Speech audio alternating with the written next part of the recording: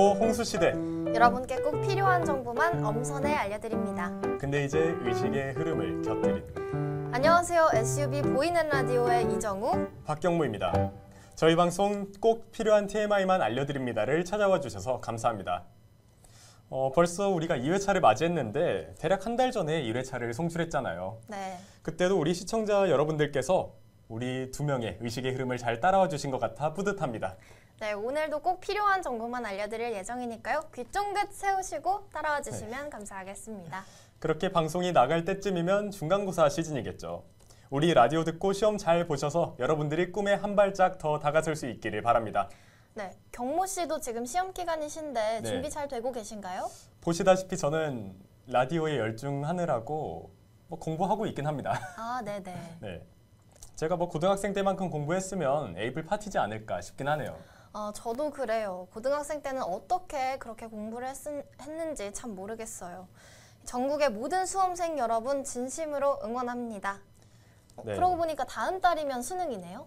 네, 수능 벌써 그렇게 됐죠. 다음 달 11월 14일이면 2025학년도 수능이 치러진다고 합니다. 제가 수능을 봤던 게 2018년이었거든요. 그런데 그때 국어가 진짜 어려웠거든요. 맞아요. 저 그때 국어 네. 시험만 보고 퇴실하는 사람도 봤습니다.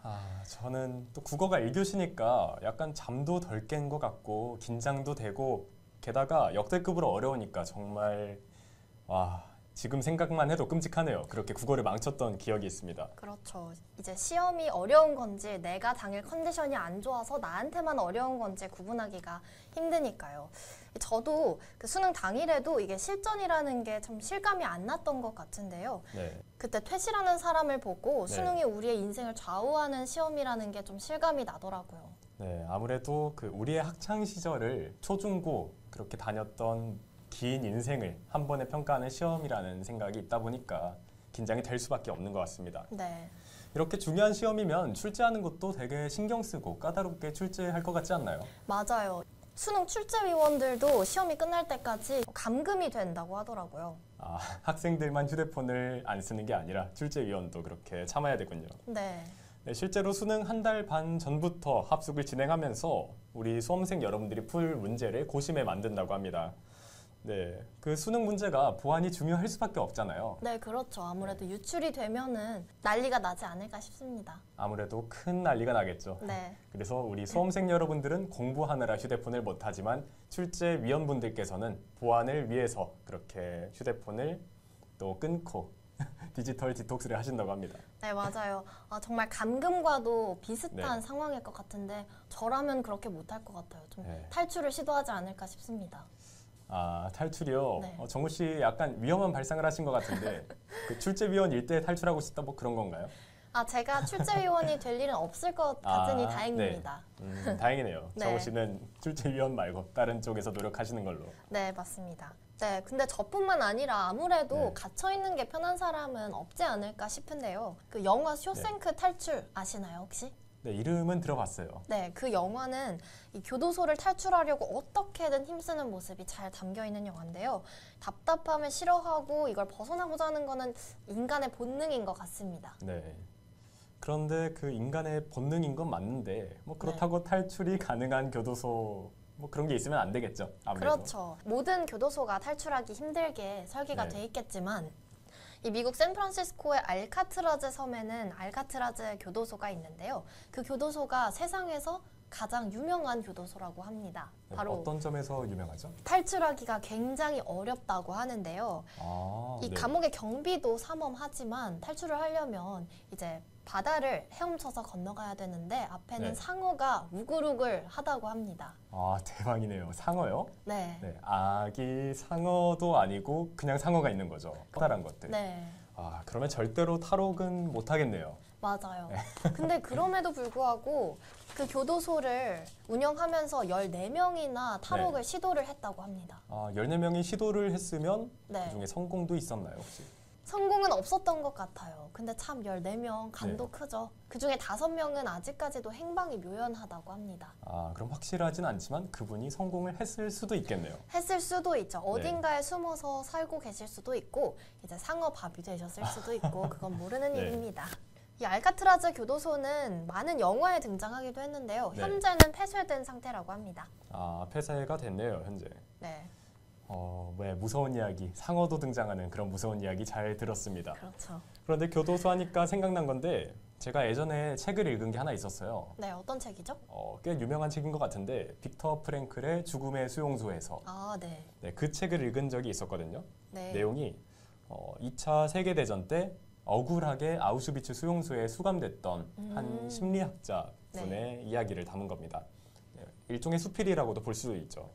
그래서 그 죽음의 수용소에서라는 책에 그분이 억울하게 수감된 거잖아요. 네. 그런데도 어떻게 하면 여기서 최선의 마인드 세팅을 가질 수 있을까를 고민하면서 주변 사람들 관찰하고 그리고 본인의 마인드 세팅 고민하면서 그 힘든 시간을 이겨냈던 이야기를 담은 책이었습니다. 네, 그래서 감명 깊게 읽었던 그런 기억이 있습니다. 그렇군요. 네. 그러면은 이게 물리적으로 뭐 숟가락으로 땅을 파서 네. 탈출을 시도했다거나 뭐 그런 상어를 내용은 피해서 없었나요? 간다거나 뭐 그런 그런 건 내용은- 없었죠. 아, 그렇군요. 이게 이 물리적인 이동은 없더라도 자신의 마인드 세팅을 어떻게 하느냐에 따라 이 정신적인 의미에서의 탈출도 가능하지 않나 싶습니다. 아, 정신적인 의미에서의 탈출. 네. 좋은 말이네요. 빅터 프랭클 그 저자께서도 정신적인 의미에서의 자유, 탈출을 희망하신 게 아닐까 싶긴 하네요. 네, 그런 것 같습니다. 네. 그 2차 세계대전 때라고 하셨는데 그때는 일제강점기와도 엮여 있죠. 네, 그렇죠. 네, 그 당시에 우리나라에서도 정말 많은 분들이 정신적으로 탈출을 염원했을 것 같은데요. 네, 일제강점기라면 독립운동가 분들을 또 빼놓을 수가 없죠. 네, 맞습니다. 뭐 직접 시위를 한다거나 그렇게 독립운동을 하는 경우도 있었고 아니면 문학작품을 통해 본인의 독립에 대한 의지를 드러내는 경우도 있었습니다. 네. 대표적인 분이 윤동주 시인이죠. 혹시 작품 조금 아시나요? 윤동주 시인이라면 정말 모르는 사람이 없을 정도인데 네, 정말 대표적인 유명한- 인물이죠. 네, 유명한 시로는 뭐 서시, 별 해는 밤, 뭐 그 정도. 또 네. 어떤 게 있을까요? 네, 서시나 별에는 밤 정말 유명한 작품인데 그것 네. 말고도 탈출을 노래한 그런 시가 또 있습니다. 네. 윤동주 시인의 쉽게 씌어진 시가 있습니다. 음, 일제강점기의 암울한 현실의 극복 의지를 담아낸 시거든요. 네. 네, 한번 듣고 가시겠습니다. 쉽게 씌어진 시 윤동주. 창밖에 밤비가 속살거려 육첩방은 남의 나라. 시인이란 슬픈 천명인 줄 알면서도 한 줄 시를 적어볼까. 땀내와 사랑내 포근히 품긴 보내주신 학비 봉투를 받아 대학 노트를 끼고 늙은 교수의 강의 들으러 간다. 생각해보면 어린 때 동물을 하나 둘 죄다 잃어버리고 나는 무얼 바라 나는 다만 홀로 침전하는 것일까. 인생은 살기 어렵다는데 시가 이렇게 쉽게 씌어지는 것은 부끄러운 일이다. 육첩방은 남의 나라. 창밖에 밤비가 속살거리는데 등불을 밝혀 어둠을 조금 내몰고 시대처럼 올 아침을 기다리는 최후의 나. 나는 나에게 작은 손을 내밀어 눈물과 위안으로 잡는 최초의 악수. 네, 악수 한번 하고 마무리하겠습니다. 네. 정우 씨 그런데 왜 그렇게 네. 고개를 숙이세요? 우리 동갑 아닌가요? 아, 그러네요. 네. 제가 이게 습관이 돼가지고 아, 습관이에요? 네, 한국이 또 동방예의지국이잖아요. 네, 그렇죠. 네, 그 악수에도 예절이 있다는 거 알고 네. 계셨나요? 그냥 간단히만 몇 개 알고 있죠. 네, 네. 맞아요. 저도 그런데 네. 이 악수는 세계적으로 쓰이는 인사법이잖아요. 그래서 나라마다 그 나라에 맞는 악수 예절이 따로 있다고 합니다. 아, 네. 나라마다 그렇게 다양하게 있나요? 네, 네. 매너에 조금씩 네. 차이가 있는 것 같은데요. 네. 일단 미국에서는 손을 꽉 쥐며 상대방과 눈을 맞춰야 한다고 합니다. 한번 해볼까요? 그렇게 해볼까요? 네, 손을 꽉. hello? yeah, hi. Hi. Nice to meet you. 되게 힘이 세시네요. 네. 싸우는 것 같은데요? 전 아기는 없었습니다. 아, 네. 자, 일본에서는 네. 존경하는 정도에 따라 허리를 숙이는 각도가 다르다고 합니다. 많이 존경할수록 네. 허리를 많이 숙인다고 하는데요. 그럼 허리를 뒤로 꺾으면은 마이너스 존경인가요? 뭐 그렇지 않을까 싶습니다. 네, 그럼 일본식으로 곤니치와? 곤니치와. 네. 뭐 어떻게 이렇게 이렇게. 네. 다음 러시아에서는 그 사업상 만남이 아닌 이상 이성 간에는 악수를 하지 않는다고 합니다. 네, 우리가 사업을 하고 있지는 않죠. 그렇죠. 네, 러시아식으로 한번 뭐 그냥 했습니다. 네, 방금 했던 걸로. 자, 다음 네. 프랑스에서는 남자, 여자, 초면, 구면 상관없이 악수를 한다고 하네요. 이분도. 되게 자유롭네요. 네, 뭐 우리나라에서도 거의 이런 식으로 하는 것 같은데. 네, 우리나라도 딱히 신경은 안 쓰는 것 같아요. 네, 남녀, 맞아요. 초면, 구면. 그 우리나라에서의 베스트 악수법을 알려드릴게요. 어떻게 해야 어르신분들에게 사랑받을 수 있을까요? 네, 여러분도 잘 기억하시기 바랍니다. 네. 자, 기본적으로는 윗사람이 권할 때까지 아랫사람은 권하지 않는다고 합니다. 네, 네. 그렇죠. 네. 그래서 그리고 악수를 요청받은 사람은 고개를 숙이지 않고 환하게 웃으며 상대방의 눈을 바라봐야 한다고 하는데요. 네. 그리고 오른손으로 악수를 해야 된다고 하네요. 우리 아까 전에 왼손으로 했는데 잘못했던 네. 거네요. 그 카메라 구도상 어쩔 수 없었습니다. 네. 그리고 손을 잡고 두세 번 정도 흔드는 게 기본적인 예절입니다. 네, 다른 이야기들은 잘 들어봤는데 네. 그 고개를 숙이지 않는다는 게 흥미롭네요. 그러니까요. 보통은 다 고개를 숙이지 않나요? 맞아요. 네. 이게 뭔가 악수를 하려고 손을 잡으면 저절로 허리가 굽어지던데. 네, 저도 그러던데. 네, 그러게요. 그런데 방금 말을 듣고 보니까 네. 군대에서도 악수 예절이 똑같아요. 악수를 아. 요청받은 하급자는 그 고개를 숙이지 않고 네. 당당하게 악수하면서 관등 성명을 외치는 게 예절입니다. 아, 정말요? 네, 실제로 오히려 고개를 숙이면은 너 왜 고개 숙이냐 그러지 마라라고 지적받기도 해요. 아, 그렇군요. 네, 이게 저는 군대에만 그런 건 줄 알았거든요. 네. 그런데 아닌가 보네요. 그러니까요. 우리 사회에서도 고개를 숙이지 않는 게 오히려 예절인 것 같습니다. 네, 그러니까요. 그러면은 이제 경모 씨는 그렇게 고개 숙이지 않는 게 몸에 배셨겠는데요? 네, 근데 또 사회 나가니까 알아서 고개가 숙여지더라고요. 아, 그렇군요. 네, 높으신 분 만나면 자연스럽게 그렇게 될 수밖에 없죠. 네. 그리고 제가 최근에 높은 분이랑 악수를 할 기회가 있었는데 아, 네. 그때 악수를 하다가 지적받은 적이 있어요. 아, 정말요? 뭐였을까요? 지적을 하셨다고요? 네, 그냥 가볍게 한마디 하셨는데 네. 그 높으신 분께서 내가 힘 주는 만큼 너도 줘야 된다. 아, 그러시더라고요. 그럼 손이 좀 흐물흐물하셨나요, 경모 씨는? 네, 제가 어떻게 이거 압력을 가하겠습니까? 그러게요. 라는 생각으로 그냥 악수만 했는데 그분께서는 힘을 좀 더 주셨단 말이에요. 네. 그래서 나랑 비슷한 정도로 줘야 된다. 아, 그게 또 인상 깊습니다. 그러게요. 그것도 참 간과하기 쉬운 포인트인 것 같습니다. 네, 악수에도 작용 반작용 법칙이 적용된다. 뭐 그렇게 볼 수도 있겠죠. 네. 여러분들도 참고하시면 좋을 것 같습니다. 네. 악수 하나 하는데 지켜야 될 게 참 많네요. 그렇죠? 네. 그 악수 예절하니까 체스가 지금 생각이 났는데 네. 체스 경기에서는 경기 전후로 악수를 하잖아요. 그렇죠. 네. 또 체스하면 바둑이 또 떠오르는데 네. 바둑은 경기 전에 몽례를 주고받죠. 맞아요. 그런데 생각해보니까 바둑도 악수를 하긴 하네요. 악수는 안 네. 하는 걸로 알고 있는데요. 악수 있잖아요. 어떤 악수요? 뭐 묘수, 무리수, 그리고 뭐 악수까지 바둑 용어들이 참 다양한데 네, 악수 바둑에도 악수 있습니다. 하하하. 그러네요.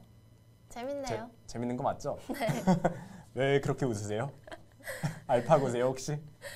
아, 알파고요. 그렇네요. 이 알파고 하면 바둑하면 알파고죠. 네. 또 한때 알파고가 이세돌 구단을 이기면서 엄청나게 화제가 됐었는데요. 요즘 알파고는 뭐 하고 지낼까요? 좀 근황이 궁금하지 않으세요? 그러게요. 저도 궁금하네요. 네. 잠깐 전화 좀 받고 올게요. 네. 진짜로? 그래 끊어. 네, 제가 방금 알파고랑 통화를 하고 왔는데 네. 요즘 활동명을 바꿨다고 하네요. 아, 정말요? 알파폴드. 알파 폴드요? 네, 알파폴드로 이름을 바꿨다고 합니다. 아, 이제 고가 아니라 접히는 거였군요. 그러게요. 왜 이름이 폴드지? 그러게요. 그래서 알파폴드가 요즘 어떤 일을 하냐면 네.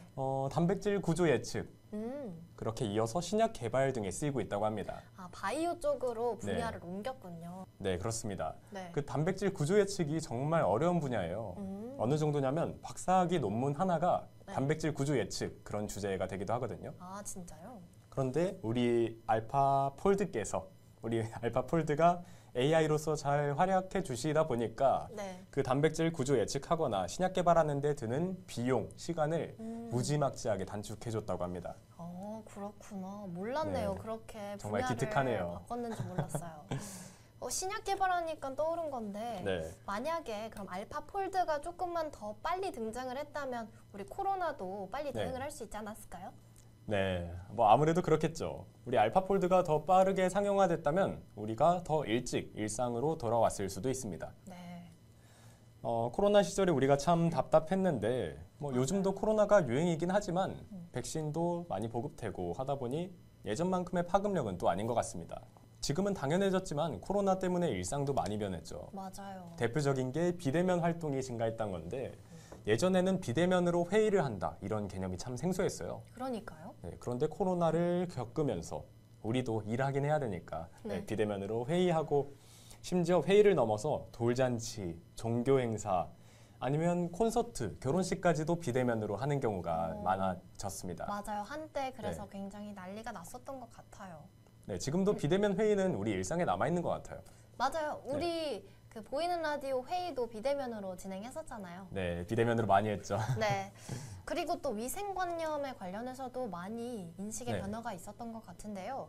전에도 뭐 손 씻기와 환기는 중요했지만 그걸 네. 더 강조하게 된 것 같고 네, 또 공공기관 엘리베이터에는 항균 필름 많이 부착이 돼 있더라고요. 우리 아, 학교 그렇죠. 엘리베이터에도 네, 네, 붙어 있었던 거를 많이 찾아볼 수 있었던 것 같습니다. 네.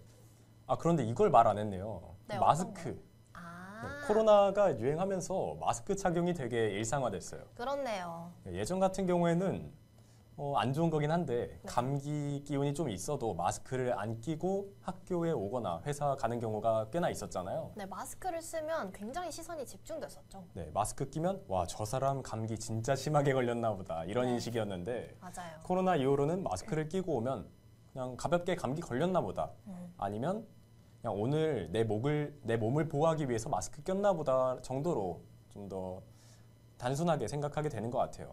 맞아요. 네, 본인이 감기 안 걸리기 위해서 마스크 쓰는 것도 이제 일상화가 된 것 같다는 그런 생각이 듭니다. 네, 이거는 좋은 변화인 것 같습니다. 네, 그리고 우리 외출을 꺼리게 되면서 배달 음식도 굉장히 많이 생겨났죠. 네, 저도 많이 시켰죠. 맞아요. 이 집에 혼자 네. 있는 시간이 늘어나면서 또 OTT 서비스도 많이 이용하게 되고요.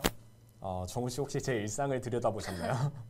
아마 경모 씨 말고도 네. 정말 많은 분들이 코로나 때문에 그 배달 음식이며 OTT를 더 많이 접하게 되셨을 겁니다. 그리고 온라인 구매도 많아졌는데 네, 코로나는 우리 일상뿐 아니라 경제에도 정말 많은 영향을 끼쳤습니다. 네, 아무래도 코로나 때문에 외출을 꺼리다 보니까 거기서 오는 파급 효과들이 엄청난 것 같습니다. 네. 그렇게 코로나19에 따른 격리 조치 이후에 그런 경제 변화를 큐코노미라고 합니다. 큐코노미, 다른 말로 격리 경제라고 하거든요. 네, 출국 제한도 심해지면서 관광업에도 큰 영향을 끼쳤는데 유럽, 미국, 일본 그런 가고 싶은 나라가 참 많을 거 아니에요. 네. 그런데 집을 나가는 것부터가 힘드니까 많이 답답했을 것 같습니다. 맞아요. 저도 정말 여행을 어찌나 가고 싶었던지 네. 참 답답했습니다. 네, 또 여행 이야기 하니까 생각난 건데 정우 씨는 혹시 가고 싶은 여행지가 있나요? 저는 그 당시에 스페인이 정말 가고 싶었는데 네. 코로나 때문에 출국을 아. 못해서 못 갔던 기억이 있습니다. 스페인에 가고 싶어서 제가 스페인어 수업도 들었거든요. 초급 스페인어. 네, 스페인어 잘하시나요? 근데 아쉽게도 그렇게 소질은 없는 것 같습니다. 그런데 뭐 언어는 잘 못해도 여행 가서 즐길 수 있는 거잖아요. 그렇죠. 뭐 바디 랭귀지 하면 네. 사실 전 세계는 하나니까요. 아니면 우리 알파고 친구께서 잘 번역해 줄 수도 있죠. 그것도 맞죠. 요즘 네. AI가 참 많이 발전해서 네, 충분할 것 같습니다. 맞습니다. 그러면 정우 씨는 스페인에 가면 이건 꼭 해야 된다 하는 게 있을까요? 네. 저는 그 스페인에 가보고 싶었던 이유가 네. 굉장히 그 뜨거운 열기, 막 사람들의 열정, 그리고 또 굉장히 알록달록한 색감 때문이었는데요. 네. 가우디 건축물이 몇 가지 있습니다. 또 가우디가 스페인의 건축가였죠? 네, 그렇죠. 그 바르셀로나에 그라시아 거리라는 데가 있는데요. 네. 거기에 그 까사 바트요라는 건물이 굉장히 유명한 건물인데 색감이 정말 멋있더라고요. 그래서 까사바트요. 네, 네. 거기 네. 겉에 그 화려한 외관뿐 아니라 그 안에도 들어가 볼 수 있게 돼 있다고 하는데요. 한국어 오디오 가이드도 있다고 네. 합니다. 제가 만약에 가면 네. 그거를 꼭 들어볼 예정입니다. 그러면 초급 스페인어를 안 들어도 충분히 즐길 수 있겠네요. 뭐 건물은 그렇겠네요. 또 사그라다 파밀리아 성당 굉장히 유명한 건물인데요. 아, 저도 한번 들어본 것 같아요. 아, 네, 그렇죠. 그 가우디가 네. 짓다가 미완성한 성당입니다. 아, 그 성당이 이 성당이었군요. 네, 가우디 사후 100주년 기념으로 2026년에 원래 완공을 할 예정이었다고 합니다. 네. 근데 그것도 아마 코로나 때문에 조금 밀릴지도 모른다는 이야기를 어디선가 들었던 것 같습니다. 아, 그런데 한편으론 미완성으로 남기는 것도 되게 가치가 높지 않을까 생각이 그러게요. 드네요. 그것도 굉장히 낭만 있는 일인 것 같습니다. 네, 결국 가우디의 손길에서 끝나야 가우디의 작품이라는 의미가 더 남지 않을까요? 제 개인적인 생각이지만 그 미완성된 게 오히려 좋은 것 같기도 합니다. 아, 네, 오히려 좋군요. 네. 그렇네요. 그러면 미완성된 상태에서, 그러니까 완성되기 전에 빨리 스페인 갔다 오는 것도 좋겠네요, 정우 씨. 그렇네요. 2026년 전에 꼭 가봐야겠습니다. 네, 좋습니다. 네. 경모 씨는 가보고 싶은 여행지 있었나요? 저는 그냥 막연히 일본 한번 가보고 싶더라고요. 아, 일본이요? 네, 사실 작년에도 좋죠. 가긴 갔는데 아, 좋아서 정말요? 또 가고 싶습니다. 아, 어디에 갔다 오셨어요? 그때 홋카이도 삿포로 쪽을 갔었어요. 일본을 가고 싶은 이유가 일본 음식 때문이거든요. 네. 제가 또 돈가스도 좋아하지만 일본 음식 돈카츠도 좋아합니다. 아, 네. 네, 일본 하면 돈카츠고 그다음에 라멘, 덮밥 등등 정말 맛있는 거 맛있겠네요. 투성인데 맞아요. 일본 여행 동안에 진짜 그런 것들 먹으면서 행복했거든요. 네, 아, 음식 얘기하니까 또 갑자기 배가 고프네요. 네, 갑자기 아련해지네요. 그때 생각나면서. 아, 그 홋카이도가 특히 해산물이 유명해요. 그래서 그때 신선한 해산물 먹으면서 정말 행복했습니다.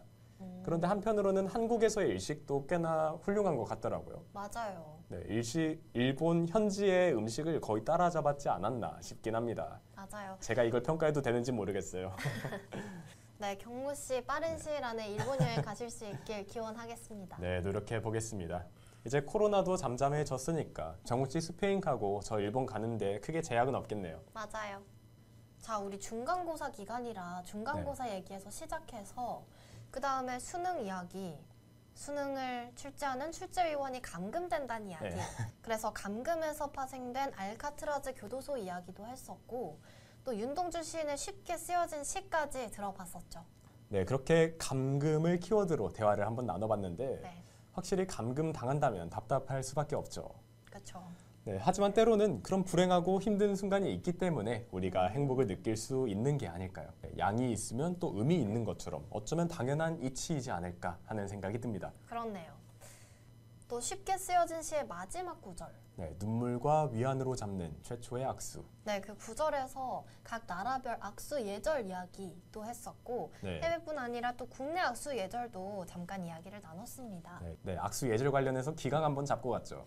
네, 그랬죠. 그 다음에 바둑에서의 악수 이야기도 했었는데요. 이렇게 두 가지 악수 이야기를 나눠봤습니다. 네, 악수라는 게 손과 손이 맞닿는다 그런 의미도 있지만 좋지 않은 수를 두었다라는 의미도 있죠. 그러네요. 악수, 중의적 의미를 갖고 있는 표현입니다. 맞습니다. 그 다음 알파고 이야기로 넘어갔었는데 네. 알파고의 근황, 알파폴드도 한번 얘기 나눠봤고요. 그 다음에 코로나가 바꿨던 우리의 일상 이야기에서부터 그 당시 편하게 다닐 수 없었던 여행 이야기까지 나눠봤습니다. 네, 코로나가 우리의 일상을 정말 크게 바꿨죠. 네, 우리가 지금까지 어떤 생활을 해왔는지 그걸 돌아보는 계기를 가져다 준 것 같습니다. 맞습니다. 네, 악수가 중의적인 의미를 가지고 있는 것처럼 어쩌면 우리 사람들도 중의적이지 않나 하는 생각을 해봅니다. 정체성이 하나로 특정되지 않고 다양한 페르소나를 가진다는 거죠. 코로나 시절 본캐, 부캐라는 용어로 본인을 소개하는 게 유행하기도 했는데요. 사실은 다양한 부문에서 성취를 이루고자 하는 뭔가 우리의 타고난 열망이 발현된 게 아닐까 하는 생각이 듭니다. 네, 본업에 치여서 어쩔 수 없이 많은 시간 투자가 불가능했지만 코로나로 개인 시간이 많아지면서 그간 이루지 못했던 꿈을 이루게 됐다는 거죠. 네.